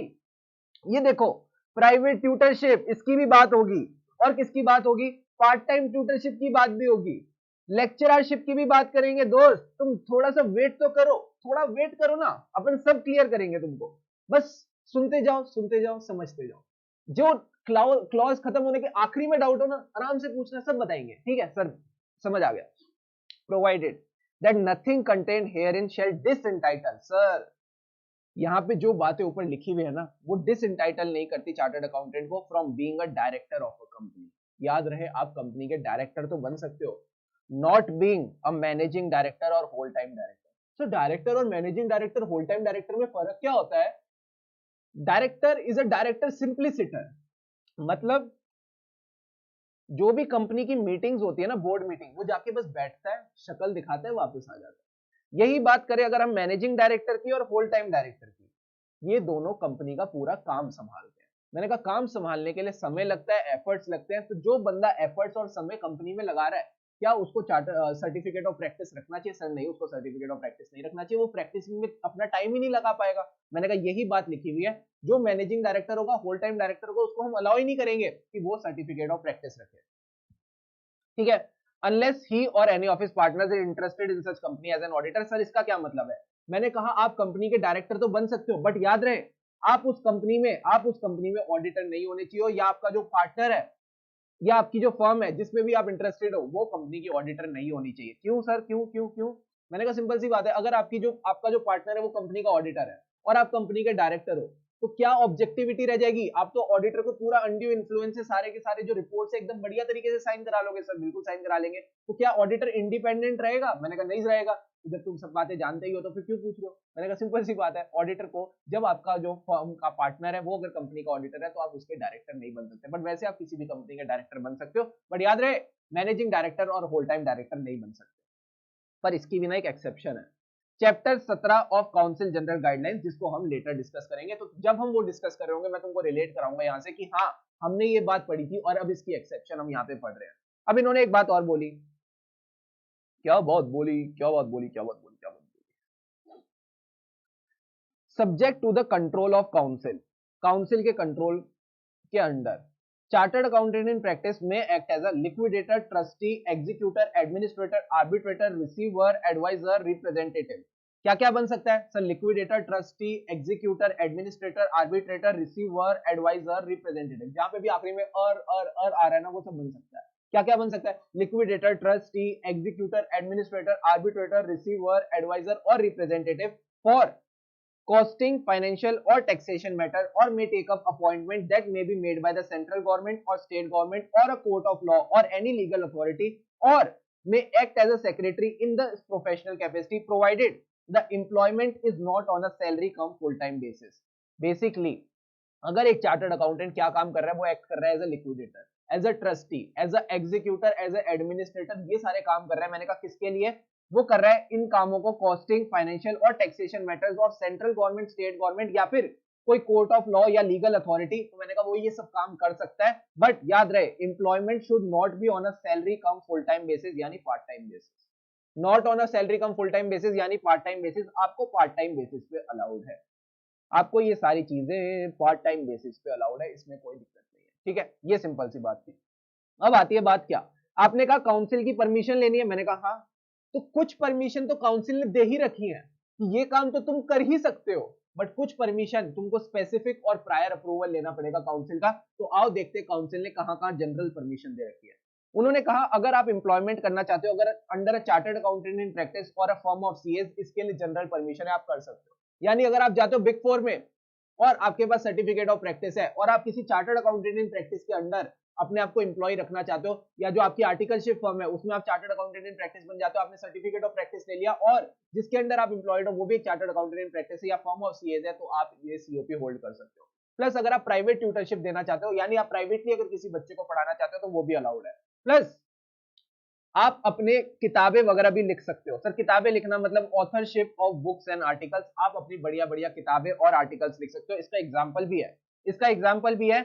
एक चार्टर्ड अकाउंटेंट को, एक चार्टर्ड अकाउंटेंट थी, एक चार्टर्ड अकाउंटेंट थी सीए करिश्मा। सर सीए करिश्मा, क्या बात है, करिश्मा का करिश्मा, हाँ सर वही करिश्मा, सीए करिश्मा थी। उनको ना खाना बनाना बड़ा पसंद था, मतलब चार्टर्ड अकाउंटेंट तो थी पर ड्यूरिंग द आर्टिकलशिप क्योंकि वो अलग रहती थी तो उन्होंने खाना बनाने की बढ़िया कला सीख ली और उन्होंने अपनी एक कुकरी बुक निकाली और उस कुकरी बुक की वो ऑथर थी। और उस कुकरी बुक की तो मतलब नेक्स्ट लेवल सेल्स भी हो गई, मतलब जितना पैसा वो अपनी फर्म से कमा रही थी उससे कई गुना ज्यादा पैसा उनको ये कुकरी बुक बेच के मिला। क्या ये बिजनेस माना जाएगा? मैंने कहा है तो बिजनेस, बट कहीं ना कहीं यहाँ पे जनरल परमिशन दे रखी है। तो मैंने कहा जहां जनरल परमिशन दे रखी है वहां कोई मिसकंडक्ट नहीं होगा, यहाँ पे हम मान लेंगे कि चार्टर्ड अकाउंटेंट ने कोई गलती नहीं करी तो वो कोई गिल्टी नहीं होगा। मैंने कहा जो गलती करता है वही गिल्टी होता है। क्या बात है सर, ठीक है। प्लस अगर आप होल्ड करते हो लाइफ इंश्योरेंस एजेंसी का लाइसेंस, अगर आप एलआईसी का लाइसेंस होल्ड करते हो लाइफ इंश्योरेंस का for the purpose of getting renewal commission, तो ये भी अलाउड है। प्लस सिर्फ सीए क्यों, तुमको कोई और एग्जामिनेशन भी देनी है तो आप तुम उसकी क्लासेस और एग्जामिनेशन के लिए अपीयर कर सकते हो। और आपने देखा होगा कई सारे चार्टर्ड अकाउंटेंट्स एमपी, एमएलए और मेंबर ऑफ लेजिस्लेटिव काउंसिल बन जाते हो, तो आप इन सारे पब्लिक ऑफिसेस को भी होल्ड कर सकते हो, आप इन सारे पब्लिक ऑफिसेस को भी होल्ड कर सकते हो। और honorary office, leadership of charitable, educational और अदर नॉन कमर्शियल ऑर्गेनाइजेशन, जो भी एनजीओ है वहां पे आपको ऑनररी ऑफिस का क्या मतलब होता है, अगर आप वहां पे डोनेशन देते हो ना तो वो आपको एक बढ़िया पोजीशन देते हैं, आपको ट्रस्टी वस्टी की ना एक अच्छी ऑनररी पोजीशन देते हैं। तो मैंने कहा इस तरह के ऑनररी ऑफिस आप होल्ड कर सकते हो, तो जब भी उनके कोई बच्चों के इवेंट्स वगैरह होते हैं वो आपको बुलाए के एज अ चीफ गेस्ट आप एकदम मस्त क्लैपिंग वैपिंग करोगे और बच्चों के साथ खुश होगे, तो ये चीजें काफी अच्छी लगती है। तो इन्होंने कहा चार्टर्ड अकाउंटेंट्स को ये सब चीजें करनी चाहिए ताकि chartered accountants at the end of the day वो भी तो ह्यूमन बीइंग है, वो भी अच्छा काम कर सकते हैं। ठीक है। Plus you can act as a notary, public, justice of peace, justice of peace मतलब आप जज वगैरह कुछ बन सकते हो, और स्पेशल एग्जीक्यूटिव मजिस्ट्रेट। सर आपने इसको लाल में क्यों लिखा? क्योंकि रिसेंट आरटीपी में आया था तो मैंने कहा थोड़ा लाल में रख देते, बच्चों की नजर जानी चाहिए। एंड द लाइक, इस तरह के जो भी काम है, नोटरी हो गया, पब्लिक हो गया, जस्टिस ऑफ पीस हो गया, लॉ और लीगल मैटर्स वाले काम आप कर सकते हो। प्लस आप पार्ट टाइम ट्यूटरशिप कर सकते हो under the coaching organisation of institute, जैसे आईसीआई अपनी कोचिंग ऑर्गेनाइजेशन चलाता है, उसके अंडर भी आप पार्ट टाइम ट्यूटरशिप कर सकते हो। और जो भी एग्जामिनेशन होती है, कोई सी भी एग्जामिनेशन हो, यानी किसी कॉलेज की एग्जामिनेशन हो, आपके घर के आसपास पड़ोस वाली कोई एग्जामिनेशन हो, कोई सी भी एग्जामिनेशन हो, इसके लिए आप जो पेपर्स आते हैं उनकी वैल्यूएशन कर सकते हो, आप इन पेपर्स को सेट कर सकते हो, हेड एग्जामिनर बन सकते हो और मॉडरेटर बन सकते हो, आप ये सारी सर्विसेज भी दे सकते हो। अब एक बात और, editorship of professional journals. Sir देखो यहाँ पे बात जर्नल्स की हो रही है, जब बात हुई थी बुक्स और आर्टिकल्स की तो मैंने कहा था आप ऑथरशिप किसी भी बुक्स और आर्टिकल की कर सकते हो, यानी कुकरी बुक की भी कर सकते हो, बट जब आएगी बात जर्नल की तो आप सिर्फ और सिर्फ प्रोफेशनल जर्नल्स की एडिटरशिप कर सकते हो। फेमिना हो गया, फिल्म फेयर हो गया, इस तरह की जो जर्नल्स होते हैं उनकी आप कोई एडिटरशिप नहीं कर सकते। एग्जांपल यहाँ पे मैंने दिया कंपनी ऑडिट की जर्नल, अगर कोई जर्नल कंपनी ऑडिट के ऊपर है, आपकी कंपनी ऑडिट के अंदर प्रैक्टिस है तो आप उसकी जर्नल की एडिटरशिप कर सकते हो, बट अगर कोई नॉन प्रोफेशनल जर्नल है उसकी आप एडिटरशिप नहीं कर सकते। अब आती है बात किसकी? Surveyor and loss assessor. Surveyor और लॉस असेसर क्या होता है? मैंने कहा सिंपल सी बात है, कि इंश्योरेंस कंपनी किसी को इंश्योरेंस देती है, तो सामने वाले पार्टी को जब वो इंश्योरेंस देगी तो हो सकता है उसको कुछ नुकसान हो जाए। हाँ सर, उसने वेयर हाउस इंश्योर किया था और वेयर हाउस में आग लग गई, फायर इंश्योरेंस थी, तो जो वेयर हाउस में आग लगी, कितना नुकसान हुआ है उसको असेस करना कि कैसे आग लगी थी, इसके लिए इंश्योरेंस कंपनी खुद नहीं आती, वो आपको अपॉइंट करेगी एज अ सर्वेयर, कि आप जाके सर्वे करो और लॉस असेस करो कि कितना लॉस बनता है, ताकि हम उसी हिसाब से क्लेम डिसाइड करें कि हमें कितना क्लेम रिइंबर्स करना है। Plus you can act as a recovery consultant in banking sector. ये बात हमने कल भी डिस्कस करी थी जब हम डिस्कस कर रहे थे management consultancy and other services which are permitted by the council under section क्या? Under section 2 subsection 2 clause 4। ये जो सेक्शन 2 सबसेक्शन 2 ऑफ क्लॉज 4 था ऑफ सीए एक्ट 1949, हमने उसमें बोला था council of ICAI has permitted entire range of management consultancy and other services. उसमें एक सर्विस यही थी acting as a recovery consultant of banking sector. मैंने तुमको रीजन भी बताया था क्यों एक चार्टर्ड अकाउंटेंट को ये काम अलाउ किया जा रहा है। सर ये काम इसलिए अलाउ किया जा रहा है चार्टर्ड अकाउंटेंट को क्योंकि बैंकिंग सेक्टर में एनपीएस की दिक्कत बढ़ती जा रही है, तो ये काम अलाउ कर दिया है, और यहाँ पे क्लॉज 11 में भी इसको जनरल परमिशन दे दिया है। लास्ट चीज आ जाती है खेती बाड़ी। सर खेती बाड़ी का क्या मतलब है? मैंने कहा आप एग्रीकल्चरल लैंड ओन भी कर सकते हो, पर ओन करके करोगे क्या जब उस पर कुछ उगाओगे नहीं, तो owning an agricultural land is also allowed, plus आप उस पर एग्रीकल्चरल एक्टिविटी भी कर सकते हो, उसमें भी कोई दिक्कत नहीं है। तो these are all about the general permission, इन एरियाज में आपको जनरल परमिशन है। तो ये बातें बस आपने रीड करनी है, समझनी है और आगे बढ़ना है। सबको बैठ के रट्टा लगाने मत बैठ जाना, ठीक है? लॉजिकली चलना है। जो चीजें समझ आ गई है, जो चीजें हमने पढ़ लिया, उसमें क्या रट्टा लगाना वो तो हमें पता ही है। अब आती है बात क्या? सर स्पेसिफिक रेजोल्यूशन, यानी इन केसेस में जिनकी अब मैं बात करूंगा, तुमको दो चीजें चाहिए, स्पेसिफिक और prior approval of the council. Sir specific और प्रायर अप्रूवल, यानी स्पेसिफिक अप्रूवल यानी सिर्फ इन चीजों को लेके अप्रूवल, और प्रायर अप्रूवल यानी पहले काउंसिल का अप्रूवल हो गया, फिर ये सारी चीजें करोगे। मैं तुमको एक बात बताता हूँ, ये जितनी भी जनरल परमिशन है, एक बार अच्छे से इसको रीड कर लो। मैं तुमको एक बार स्क्रीन दिखा देता हूँ, इनको अच्छे से रीड कर लो एक बार, सारी जो जनरल परमिशन है अच्छे से एक एक परमिशन को रीड कर लो, because it is very important, बहुत ज्यादा इंपॉर्टेंट है, तो इन परमिशन को अच्छे से रीड कर लो। आई होप सबने एक बार अच्छे से इसको रीड कर लिया है, सबने एकदम मस्त रीड कर लिया इसको। यस। सो क्या क्वेश्चन है? चंदन जी का क्वेश्चन है, क्या मैं एक साथ दो सीओपी होल्ड कर सकता हूँ? दो सीओपी यानी आपने कहा मैं एक चार्टर्ड अकाउंटेंट भी बनना चाहता हूँ और मैं एलएलबी का भी सीओपी होल्ड करना चाहता हूँ। हाँ चंदन आप कर सकते हो, आप दोनों की प्रैक्टिस कर सकते हो। बट एक बात बताओ चंदन, अब मेरा आपसे क्वेश्चन है, आप अपने जो विजिटिंग कार्ड है, क्या उस पर आप दोनों डेजिग्नेशन साथ लिख सकते हो? यानी आप एडवोकेट और चार्टर्ड अकाउंटेंट दोनों डेजिग्नेशन साथ यूज कर सकते हो? ये मुझे बताओ। अब मेरा आपसे ये क्वेश्चन है कि आप दोनों काम तो साथ साथ कर सकते हो, उसमें कोई दिक्कत की बात नहीं, किसी को दिक्कत नहीं है, ना आईसीआई को दिक्कत है, ना बार काउंसिल को दिक्कत है। बट एक बात ये बताओ, क्या तुम अपने जो विजिटिंग कार्ड है उस पर दोनों चीजें लिख सकते हो? यानी मैं एडवोकेट भी हूं और मैं चार्टर्ड अकाउंटेंट भी हूं, क्या तुम डेजिग्नेशन यूज कर सकते हो एडवोकेट की चार्टर्ड अकाउंटेंट के साथ साथ? ये मुझे बताओ। Non commercial means non profitable. Yes, non commercial means non profitable. Non commercial का मतलब है कि आप कोई जो चीज कर रहे हो वो पैसे के टर्म्स में नहीं कर रहे, आप उसको नॉर्मल तरीके से कर रहे हो। What is the justice of piece, यानी न्याय का देवता? सुषमा कुमारी का क्वेश्चन है जस्टिस ऑफ पीस का क्या मतलब है। मैंने कहा जस्टिस ऑफ पीस का मतलब है न्याय का देवता, जो न्याय दे कि भाई सब कुछ एकदम सही सही होना चाहिए, सब एकदम बढ़िया होना चाहिए, जो अपनी जजमेंट लगा के ऐसा बढ़िया न्याय देगा, उसको हम जस्टिस ऑफ पीस कहते हैं, उसको हम जस्टिस ऑफ पीस कहते हैं। और बताओ और बताओ और बताओ क्या डाउट थे। फर्स्ट नेम में सीए करूंगा, हाँ बिल्कुल फर्स्ट नेम तुम सीए रखोगे और नीचे ब्रैकेट में बस तुम एलएलबी लिख सकते हो, तुम एडवोकेट और चार्टर्ड अकाउंटेंट दोनों साथ में यूज नहीं कर सकते। एक बार ऑनररी ऑफिस वाला पॉइंट शॉर्ट में बता दो। तो प्रांशुल देखो सिंपल सी बात है, जब तुम चार्टर्ड अकाउंटेंट बन जाओगे, हाँ सर मैं चार्टर्ड अकाउंटेंट बन जाऊंगा, उसके बाद तुम कमाओगे ढेर सारा पैसा बताओ कमाओगे, इतना पैसा कमाओगे कि तुमको लगेगा यार मेरे को ना कुछ पैसा डोनेट करना चाहिए, कुछ पैसा मुझे एक एनजीओ को भी डोनेट करना चाहिए, ठीक है, क्योंकि तुम तो मतलब एकदम बड़े बड़े कंपनीज में एकदम board of director, managing director ऐसी ऐसी पोजीशन संभालोगे, हाँ सर मैं संभालने वाला हूँ, मुझे बहुत ज्यादा मन कर रहा है। तो जब तुम इतना पैसा लाओगे ना, तुम्हें मन लगेगा यार मेरे को क्यों ना मैं सोसाइटी का भला करूं, चाहोगे किसी एनजीओ में और मस्त तुम 1.5 लाख 2 लाख रुपए हर महीने उनको डोनेट करोगे, मजा आ जाएगा। तो वो जो एनजीओ है उसको लगेगा यार मैं भी इसके लिए कुछ करता हूँ, मैं भी इसको कुछ फील कराता हूँ, तो वो तुमको एनजीओ में ना एक बढ़िया सी पोजीशन देगा, वो बोलेगा यार ये हमारे सर हैं, ये हमारे हेड है, इनको हम एक ऑनररी पोजीशन देते हैं, जो भी उनके इवेंट्स होंगे, स्पोर्ट्स डे होगा, टीचिंग एक्टिविटीज होंगी, जो भी एक्टिविटीज होंगी उसमें वो आपको बुलाएंगे और सारे बच्चे आपके लिए क्लैपिंग करेंगे क्योंकि आपने बहुत बढ़िया काम किया है। तो मैंने कहा इस तरह की चीजों को भी आईसीएआई ने अलाउ किया। अगर आप इस तरह की ऑनररी मतलब रिस्पेक्टेबल, अगर आप इस तरह की पोजीशंस होल्ड करते हो तो कोई दिक्कत की बात नहीं है। So this is all about honorary office. Yes sir honorary office समझ आ गया। तो मैंने कहा चलो आगे बढ़ते हैं। अब आगे बढ़ते हैं किसके साथ, अब आगे बढ़ते हैं स्पेसिफिक रेजोल्यूशन, यानी इन केसेस में आपको स्पेसिफिक और प्रायर अप्रूवल लगेगा। मैंने कहा कब कब लगेगा, पहले तो एम्प्लॉयमेंट इन बिजनेस, अगर आप बिजनेस में किसी बिजनेस में एम्प्लॉय जा रहे हो, यानी अगर कोई बिजनेस चल रहा है, मैंने कहा बिजनेस का क्या मतलब है, कोई एफएमसीजी बिजनेस है, कोई टेलीकॉम सेक्टर है, इस तरह की जो इंडस्ट्रीज है उनमें अगर आप किसी इंडस्ट्री में एम्प्लॉयमेंट में जाते हो, प्रोवाइडेड मेंबर और his relatives don't hold substantial interest in such concern. Sir अगर मेंबर और उसके रिलेटिव उसमें सब्सटेंशियल इंटरेस्ट होल्ड करते हैं तो वो इस चीज में कवर नहीं होगा, बट अगर उस बिजनेस में आपका या आपके रिलेटिव्स का सब्सटेंशियल इंटरेस्ट नहीं है तो आप उस बिजनेस के अगर एम्प्लॉयमेंट में जा रहे हो तो आपको स्पेसिफिक और प्रायर अप्रूवल लगेगा। दूसरा, full time or part time employment, basically इसको एम्प्लॉयमेंट ही कह सकते हैं, employment in a non business concern, अगर आप किसी नॉन बिजनेस कंसर्न में भी एम्प्लॉयमेंट के लिए जाते हो, अगर आप किसी नॉन बिजनेस कंसर्न में भी एम्प्लॉयमेंट के लिए जाते हो तो भी आपको स्पेसिफिक और प्रायर अप्रूवल लगेगा, ठीक है।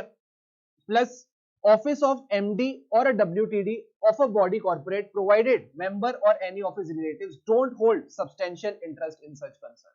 इन्होंने एक बात बोली, क्या आपको सबको आवाज ठीक आ रही है, एक बार जल्दी से मुझको कंफर्म करना, ठीक है। तो इन्होंने एक बात बोली, अगर कोई एमडी और डब्ल्यूटीडी है, अगर कोई एमडी और डब्ल्यूटीडी बनना चाहता है तो वहां पे भी स्पेसिफिक और प्रायर अप्रूवल लगेगा, पर provided member or any of his relatives don't hold substantial interest in such concern. Basically आपका फैमिली कंसर्न नहीं है, वो कोई बाहर का कंसर्न है, उसमें आप एमडी और डब्ल्यूटीडी बनने जा रहे हो। अगली चीज अब आ जाती है फैमिली बिजनेस की, अभी तक हम फैमिली बिजनेस की बात ही नहीं कर रहे थे, अब फैमिली बिजनेस की बात करेंगे। तो मैंने कहा अगर आपको फैमिली बिजनेस में कोई इंटरेस्ट रखना है, अगर आपको फैमिली बिजनेस में कोई इंटरेस्ट रखना है तब भी आपको स्पेसिफिक और प्रायर अप्रूवल लेना पड़ेगा, बट याद रखना in which the interest has been acquired as a result of relationship, आपके जो नाते हैं फैमिली के साथ। सुषमा ने कहा बिल्कुल सर एकदम क्लियर वॉइस आ रही है, मजा आ रहा है। मैंने कहा क्या बात है, मजा आ रहा है, बहुत बढ़िया, ठीक है। तो इन्होंने बोला जहां पे इंटरेस्ट एक्वायर्ड हुआ as a relationship and in management no active part is taken. Sir यहाँ पे एक्टिव पार्ट इज टेकन क्यों लिखा है, क्योंकि बेसिकली अगर आपके पास सीओपी है तो आप प्रैक्टिस पे ध्यान दो ना, अगर आपके पास अगर एक बिजनेस में इंटरेस्ट आ भी जाता है वो तो नाम का इंटरेस्ट है, क्योंकि आप उस फैमिली के मेंबर हो, आप उस एचयूएफ का पार्ट हो, तो आपको एक परसेंटेज मिलेगी, बट आपने उस बिजनेस में कोई एक्टिव पार्टिसिपेशन नहीं करनी।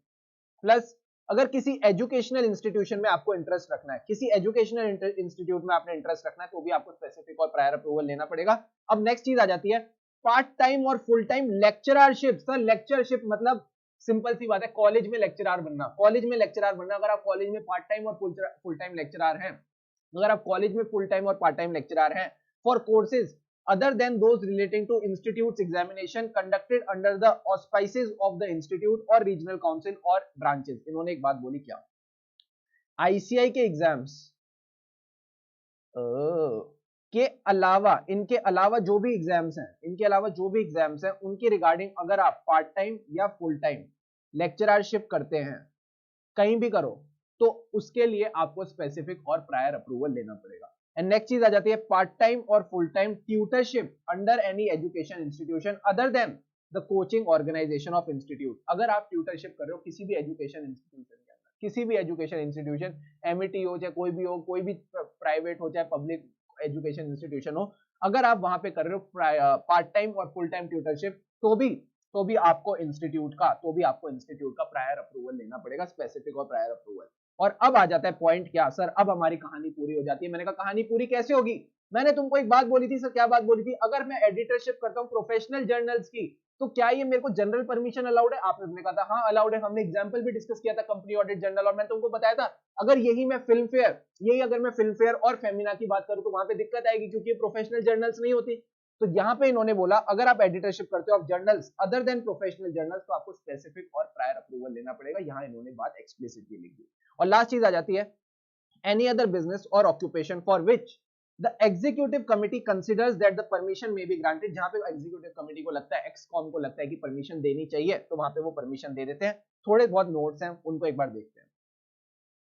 अगर मैं किसी कंपनी का डायरेक्टर सिंप्लिसिटर हूं, तो क्या मैं उसका प्रमोटर या सिग्नेटरी बन सकता हूं? हाँ बन सकता हूं, स्टार मार्क कर लो।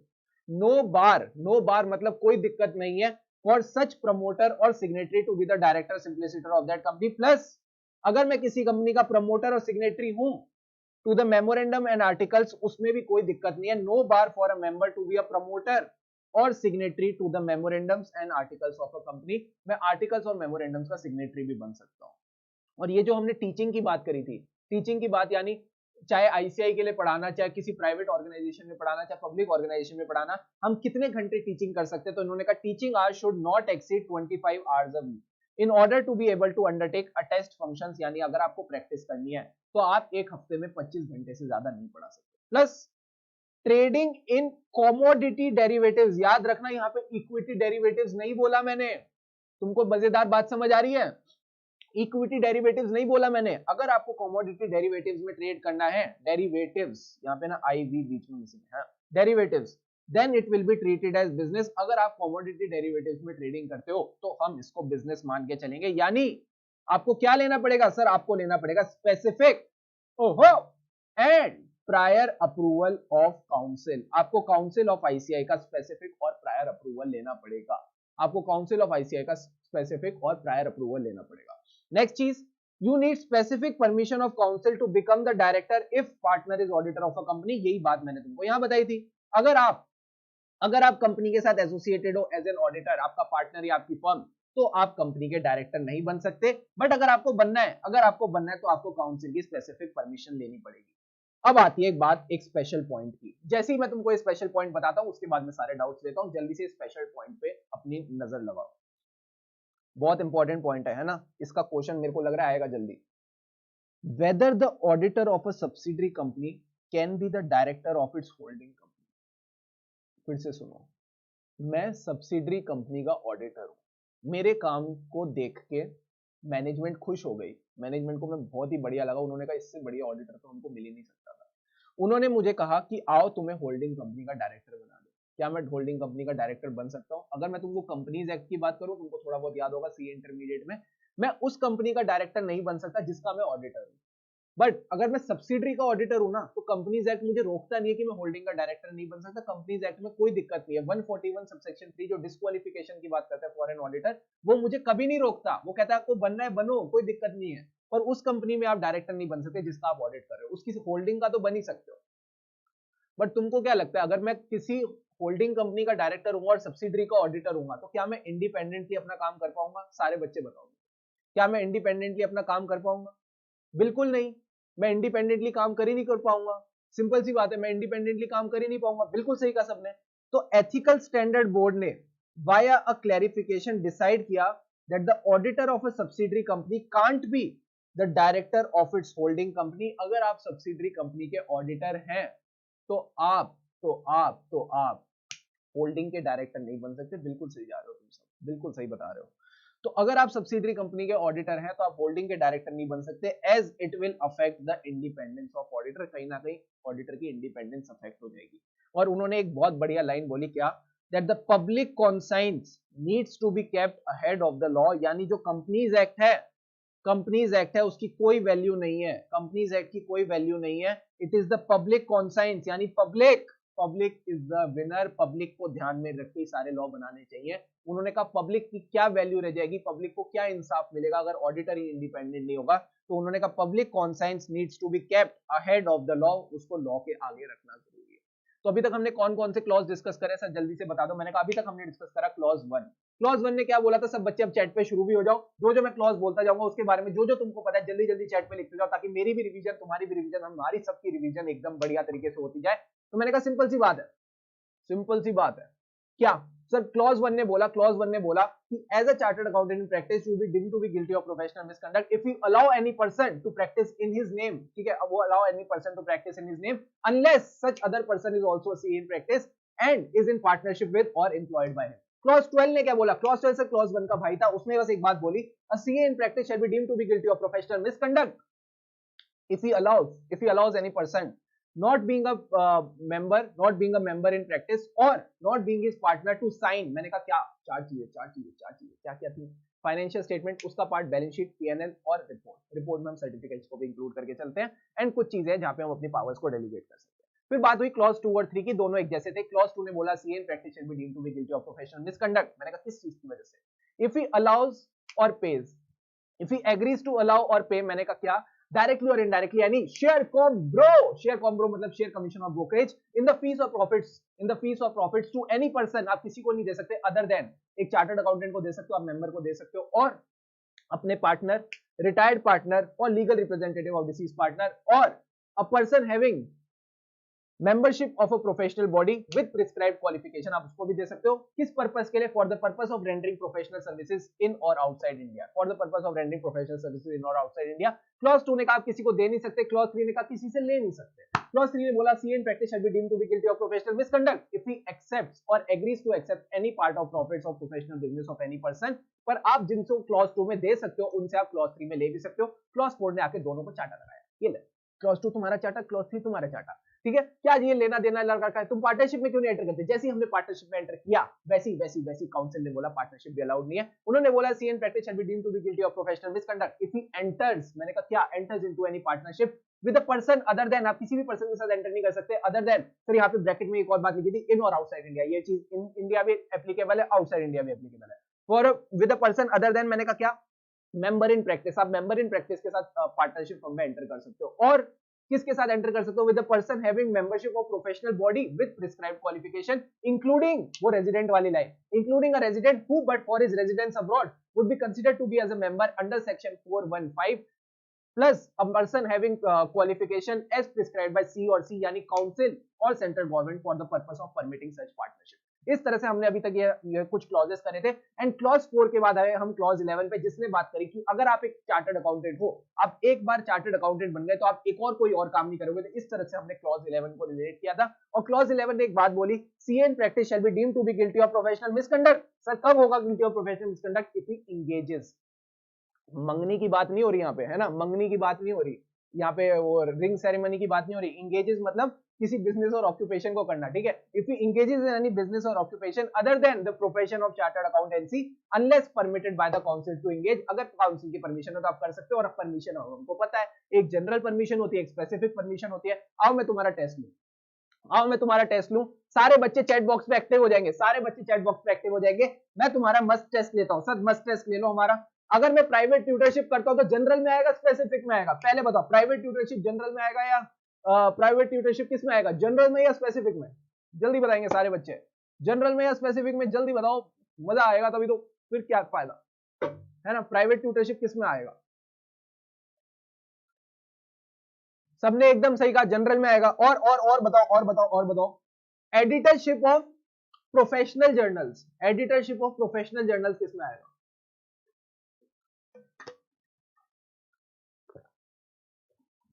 ठीक है, एडिटरशिप ऑफ प्रोफेशनल जर्नल्स बताओ। उसके बाद क्या बताओगे तुमको, सर्वेयर एंड लॉस असेसर बताओ। और क्या यार, जो स्पेसिफिक एंड प्रायर अप्रूवल है ना, बहुत इजी है। Part time full time tutorship in any educational institution, part time or full time editorship in educational institution, बस ये लास्ट बताओ, उसके बाद हम आगे बढ़ते हैं।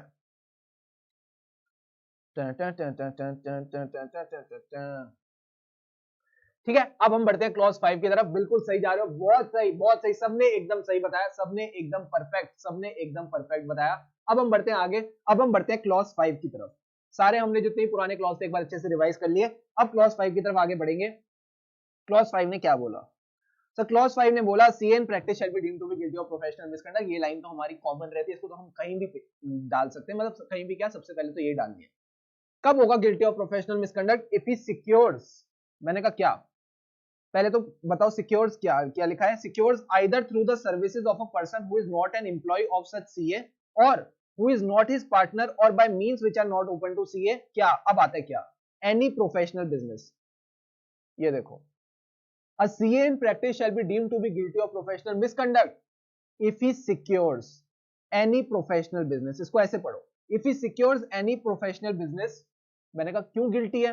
सर वो गिल्टी इसलिए है क्योंकि इसने सिक्योर किया है through the services of a person जो उसका एम्प्लॉय नहीं है।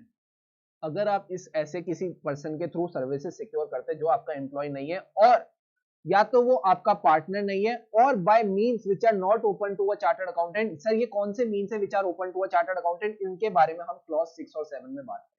इनके बारे में क्लॉज 6 और 7 में बात करेंगे, कौन कौन से मींस ओपन है टू अ चार्टर्ड अकाउंटेंट। अभी क्लॉज 5 में बस सिंपल सी बात बोली, if you secure any professional business either through a person who is not your employ, not your partner or any other means which are not open to a chartered accountant, तो आप guilty हो जाओगे professional misconduct. But याद रहे, जो बातें हमने clause 2, 3, 4 में अलाउ कर दी हैं उनमें कोई दिक्कत नहीं आएगी, provided that nothing contained herein, यहां जो बातें लिखी हैं, shall be construed as prohibiting any agreement permitted in the items 2, 3, 4 of this part। यानी क्लॉज 2, 3, 4 में जो अलाउ कर रखा है उसमें कोई दिक्कत की बात नहीं है, उसको आप कर सकते हो।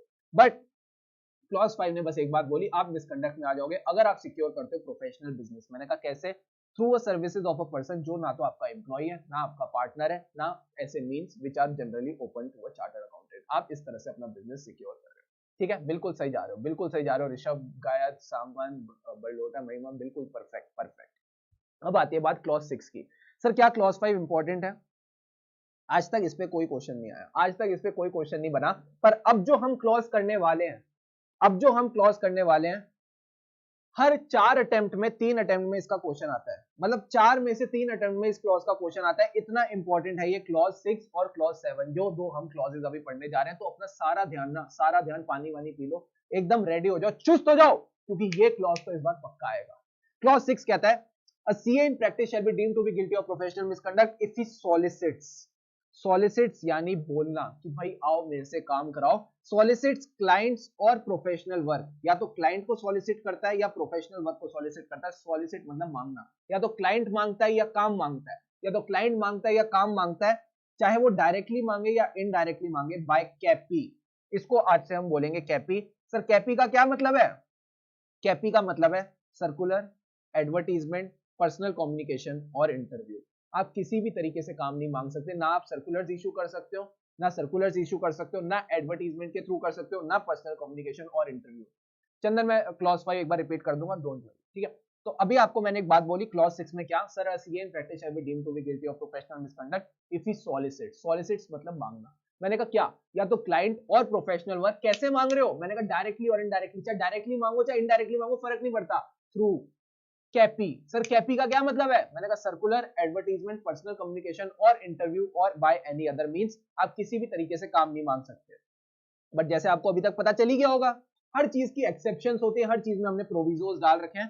तो जो प्रोविजो है वो क्या कहता है? सर प्रोविजो कहता है provided that nothing contained herein, यहाँ पे जो भी बातें लिखी हुई हैं, shall be construed as preventing or prohibiting any CA from applying, requesting, inviting, securing, जिसको आज से हम बोलेंगे साड़ी।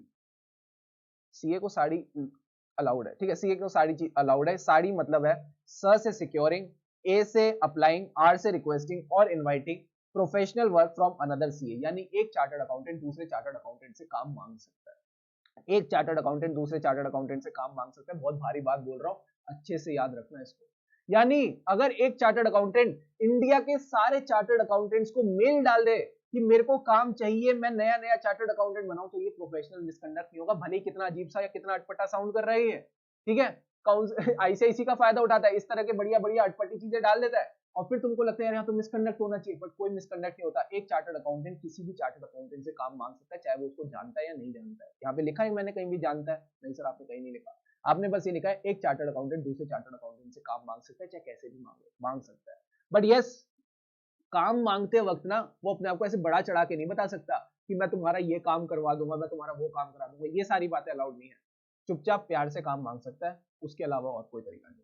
ठीक है, provided that nothing content herein shall constitute as preventing or prohibiting any CA from साड़ी। सर साड़ी का क्या मतलब है? Securing, applying, requesting or inviting professional work from another chartered accountant in practice. आप दूसरे सीए इन प्रैक्टिस से काम मांग सकते हो। और a member from responding to the tenders or inquiries issued by various users of professional services। यानी जो भी ऑर्गेनाइजेशंस हैं, जो भी यूजर्स ऑफ प्रोफेशनल सर्विस हैं, अगर उनको टेंडर फ्लोट किया है, उन्होंने इंक्वायर किया है कि भाई हम काम करवाना चाहते हैं, क्या आप हमारे लिए काम करोगे, तो मेंबर उसके लिए भी रिस्पॉन्ड कर सकता है from time to time and secure professional work as a consequence. But एक ऐसा टेंडर है जिसमें आप रिस्पॉन्ड नहीं कर सकते। You cannot respond to a tender in areas of service which are exclusively reserved for chartered accountant। मुझे एक बात बताओ, चार्टर्ड अकाउंटेंट के लिए कौन सा एरिया जो एक्सक्लूसिवली सिर्फ एक चार्टर्ड अकाउंटेंट ही कर सकता है?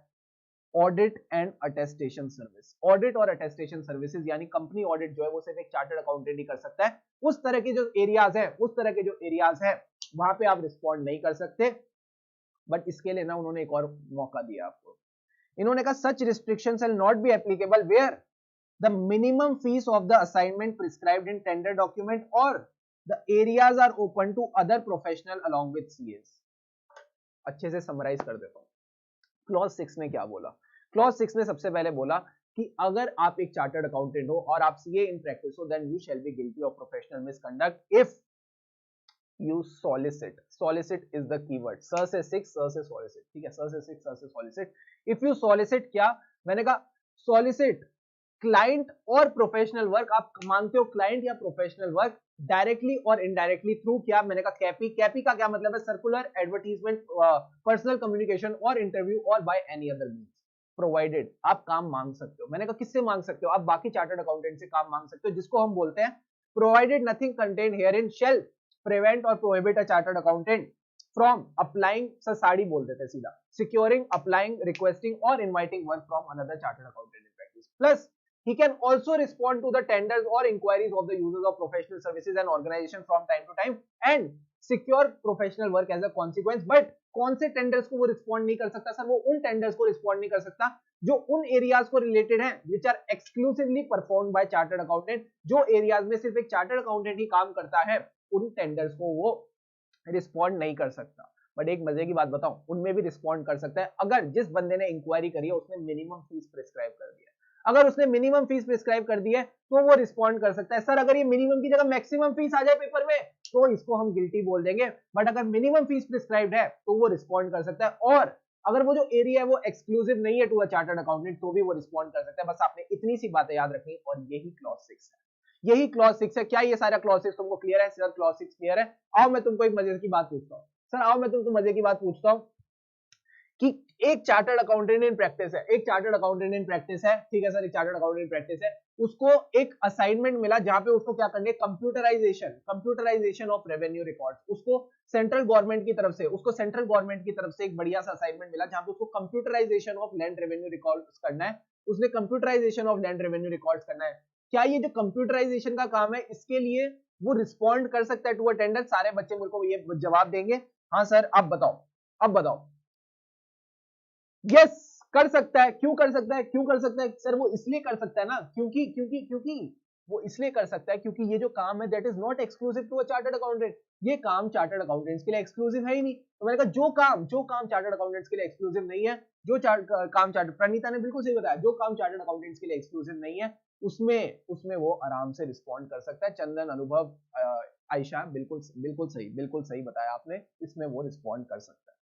अब अगली चीज अब हम ना छोटी छोटी बातें डिस्कस करेंगे। ठीक है, छोटी छोटी बातें डिस्कस करेंगे। Yes because it is open to others. अब हम छोटी छोटी बातें डिस्कस करेंगे, इनको समझेंगे और क्लॉज 6 को खत्म करेंगे। ठीक है सर।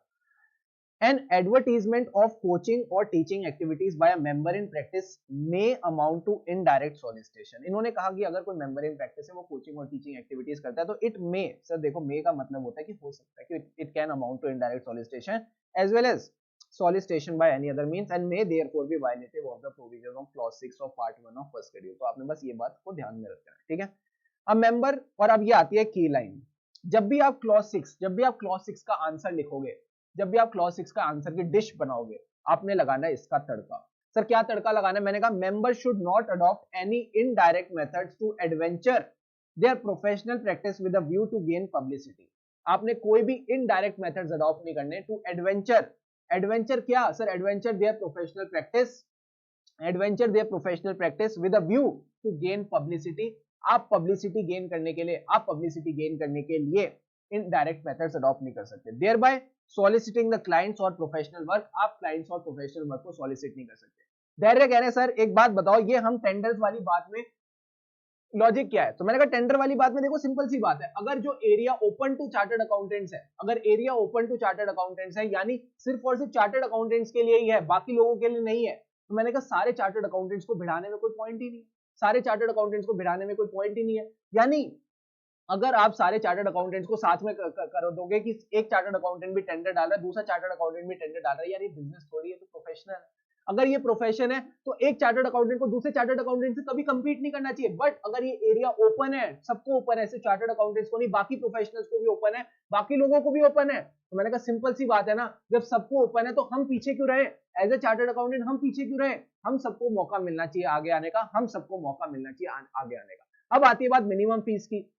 सब मिनिमम फीस का क्या मतलब है कि कम से कम इतना मिलने वाला है. तो मैंने कहा कम से कम इतना मिलने वाला है, तो ये तो आएगा ही. टेंडर में क्या मैक्सिमम आना चाहिए? क्या टेंडर में मैक्सिमम आना चाहिए कि मैक्सिमम आप इतनी फीस चार्ज कर सकते हो? सर क्यों चाहेगी आईसीआई कि मैक्सिमम वाला क्लॉज डाला जाए? मैंने कहा मिनिमम वाली डालेंगे ना, कि मिनिमम कम से कम एक चार्टर्ड अकाउंटेंट को इतना तो मिलना ही चाहिए, मैक्सिमम पे क्यों लिमिट लगाई जाए? तो इस वजह से उन्होंने मिनिमम फीस रखा. प्लस उन्होंने कहा आप तभी रिस्पॉन्ड कर सकते हो जब मिनिमम फीस प्रिस्क्राइब्ड हो. सर मिनिमम फीस क्यों रखा जा रहा है? मैं एक बार बताता हूँ, मजे की बात बता रहा हूं. अब ये सिर्फ और सिर्फ धैर्य के लिए बताई जा रही है, ये सिर्फ और सिर्फ धैर्य की बात बताई जा रही है. धैर्य देखो सुनो, एक चार्ट